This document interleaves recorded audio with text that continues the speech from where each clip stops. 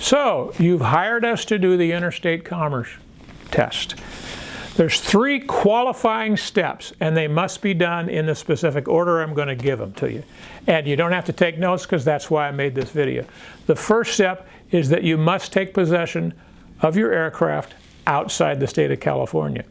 The second step is first functional use. And so for the purposes of this video, as an example, we're going to use that you're taking possession in Medford. You then have to fly from Medford to another state, not yet into California, for a business purpose.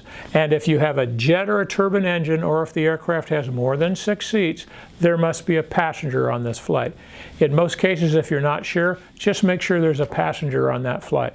First functional use is an interstate flight starting in one state, ending in another state or another country for the purposes of this test.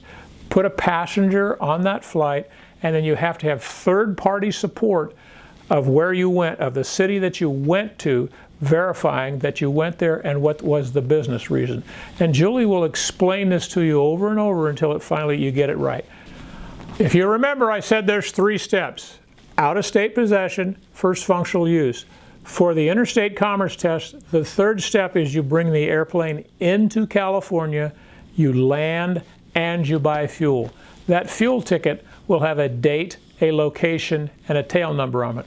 That date starts the 6-month test period. Only the flight hours, starting with the first flight after the first day that you entered in California, are part of the test period. None of the flight hours, using our example from Oregon to the first functional use flight location and into California, are part of the test period.